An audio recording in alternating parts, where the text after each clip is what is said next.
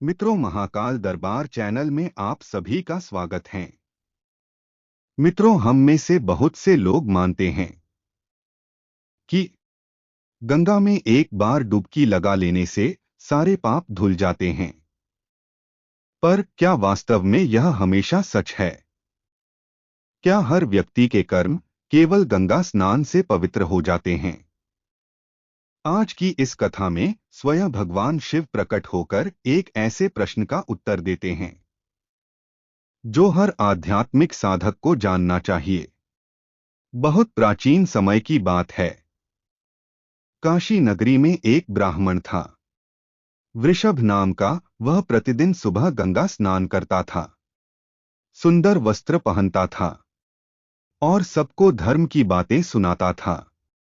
लोग उसे बड़ा पवित्र समझते थे, लेकिन अंदर ही अंदर वह निर्धनों का अपमान करता था, भजन में झूठ बोलता था, धन के लिए लोगों को धोखा देता था और अपने कर्मों को ढकने के लिए गंगा स्नान को ढाल बनाता था। उसे विश्वास था, मैं तो रोज गंगा स्नान करता हूं, सब पाप धुल जाते हैं। परंतु एक दिन कुछ ऐसा हुआ जिसने उसके भ्रम को चकनाचूर कर दिया। एक दिन जब वृषभ गंगा से स्नान कर बाहर निकला तो उसके पैरों के नीचे की भूमि कांपने लगी। चारों ओर शंखनाद हुआ और तभी एक दिव्य प्रकाश से भगवान शिव प्रकट हुए। उनके नेत्र शांत थे, पर वाणी गंभीर थी। भगवान शिव बोले, वत्स वृषभ, तुमने गंगा को पवित्रता का माध्यम माना, यह ठीक है। परंतु गंगाजल का स्पर्श केवल शरीर को पवित्र करता है, हृदय को नहीं। मन की अशुद्धि, मोह, द्वेष और अहंकार, इन्हें कोई बाहरी जल नहीं धो सकता है।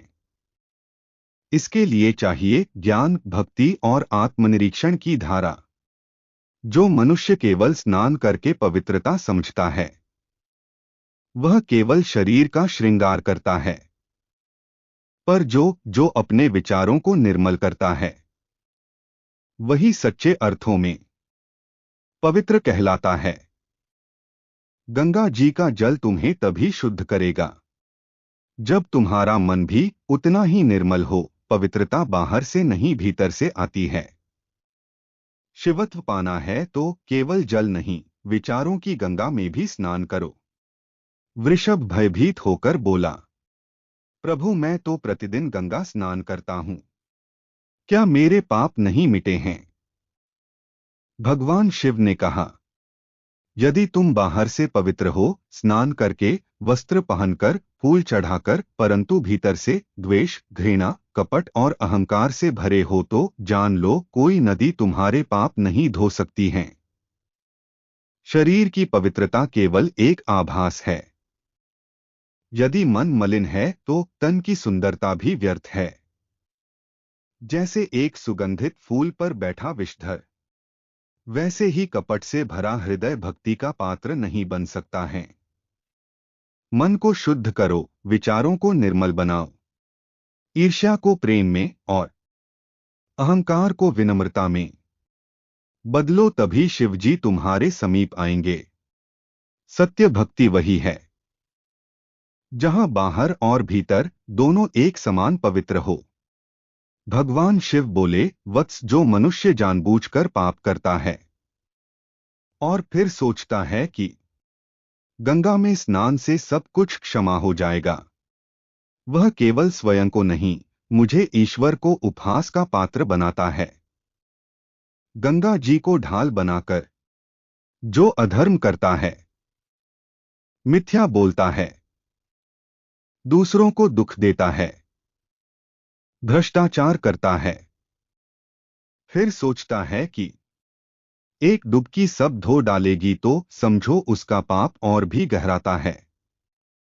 यह ठीक वैसा है जैसे कोई आग लगाकर फिर जल को पूछता है कि वह बुझे। गंगा का जल शुद्ध है, पर वह केवल शरीर को शुद्ध करता है। मन, कर्म और विचारों की शुद्धता, वह केवल सच्चे पश्चाताप और सुधार से आती है। जो भूल से पाप करे और पछताए, वह मेरा है। पर जो जानबूझकर पाप करे और फिर पूजा से छूट की आशा रखे, वह केवल अपने अहंकार को पूज रहा है, ईश्वर को नहीं।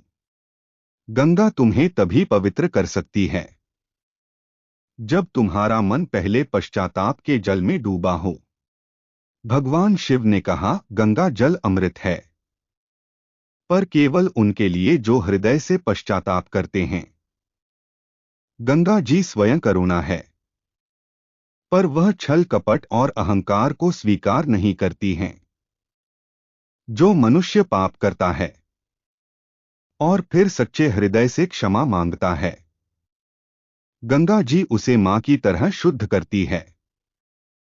पर जो पाप को अपना अधिकार समझे, उसे गंगा जी भी मौन होकर देखती है।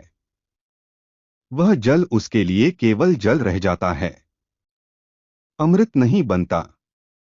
करुणा को छल से जीतना संभव नहीं है, क्योंकि करुणा वहां बहती है जहां हृदय में नम्रता, भक्ति और पश्चाताप होता है। गंगा जी तुम्हारे शरीर को धो सकती है, पर यदि हृदय में द्वेष और घमंड है, तो वह तुम्हें स्पर्श करके भी कुछ नहीं देगी। गंगा जल केवल उन्हें पवित्र करता है जो पवित्र बनना चाहते हैं, जो सत्य के पथ पर चलने का संकल्प लेते हैं। उनके लिए यह जल जीवन बन जाता है। बाकी सबके लिए यह एक अवसर है जो केवल श्रद्धा से सार्थक होता है। गंगा की धारा केवल बहती नहीं है, वह देखती है, परखती है और फिर अपने आशीर्वाद का पात्र चुनती है। भगवान शिव बोले, वत्स, सच्ची पवित्रता जल से नहीं, बल्कि सेवा, नम्रता और करुणा से आती है। जो मनुष्य निर्धनों का उपहास करता है, जो भोजन में कपट करता है, जो अपने कर्मों में अन्याय रखता है और फिर गंगा में स्नान करके पाप से मुक्ति की आशा करता है, वह केवल अपने शरीर को धोता है, आत्मा को नहीं। गंगा जी केवल जल नहीं, वह चेतना है। वह तुम्हारे कर्मों को देखती है, तुम्हारी दृष्टि में बसे अहंकार को पढ़ती है। यदि तुम्हारा हृदय कठोर है, यदि तुम्हारी वाणी में दंभ है, यदि तुम्हारे हाथ सेवा से नहीं भरे, तो गंगा की धारा भी तुम्हें नहीं छू सकती है।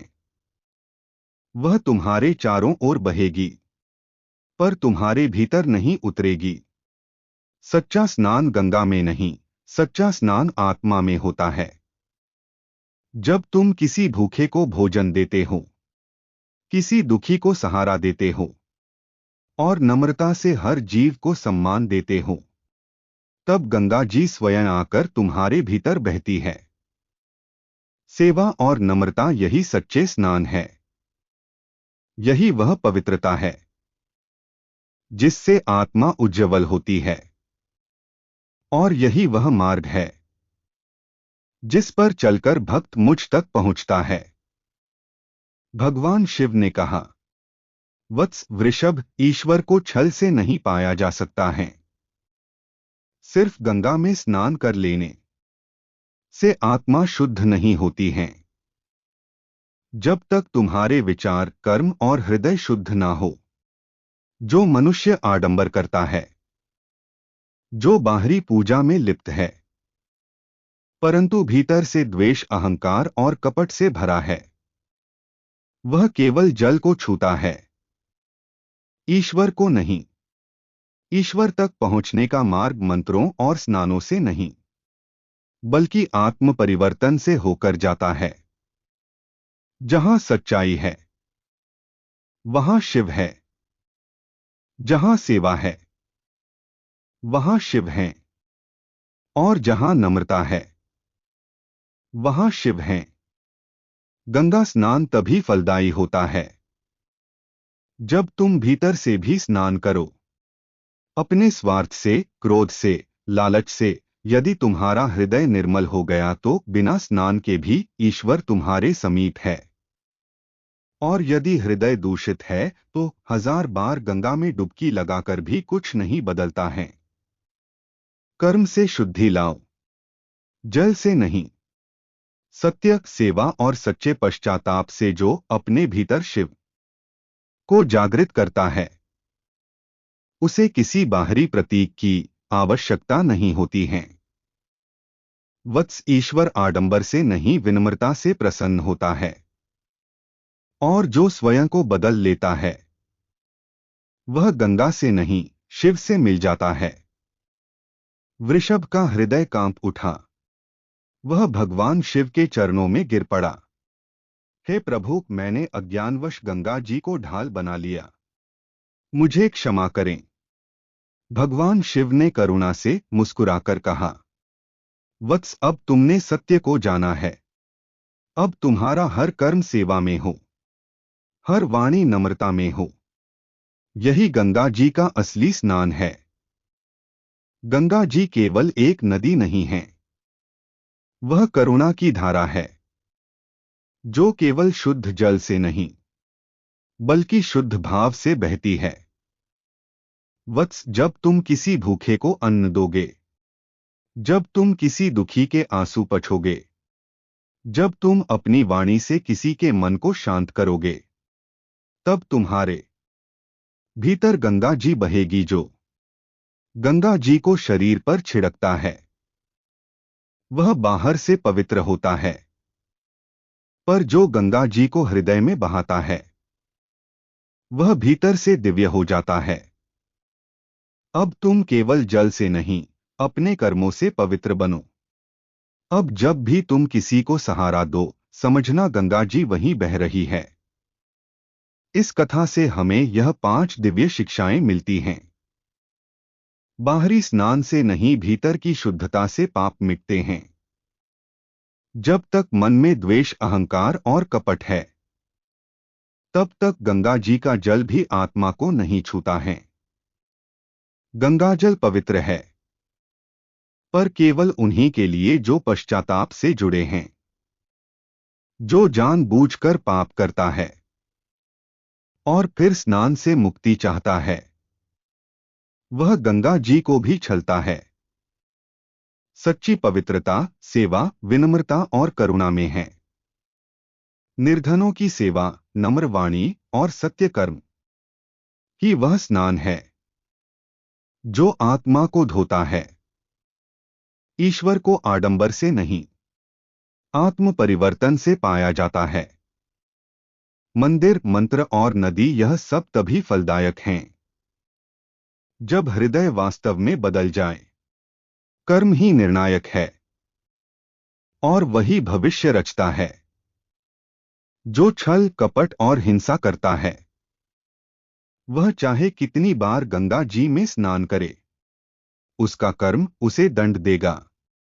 भगवान शिव की यह सीख हमें स्मरण कराती है कि शुद्धि बाहर से नहीं, भीतर से प्रारंभ होती है। और जब आत्मा पवित्र हो जाती है, तभी गंगा साक्षात अमृत बन जाती है। भगवान शिव कहते हैं, गंगाजल अमृत है, पर उसे अमृत वही मिलता है जो भीतर से प्यासा हो, पवित्र होने को तैयार हो। अर्थात सिर्फ जल से नहीं, विचारों की शुद्धता से पवित्रता मिलती है। गंगाजल तब अमृत बनता है जब हृदय में पश्चाताप हो और आत्मा में परिवर्तन की इच्छा हो। जो केवल स्नान करें पर मन में द्वेष रखे, वह गंगा जी से नहीं, अपने कर्म से बंधा रहता है। पर जो हृदय से नम्र हो जाए, सेवा करें और सच्चाई को अपनाएं, उसे गंगा जी स्वयं मां बनकर अपनाती है। मित्रों, यदि जानकारी अच्छी लगी हो तो लाइक करें, कमेंट करें, चैनल को सब्सक्राइब करना ना भूलें। जय श्री राम, हर हर महादेव।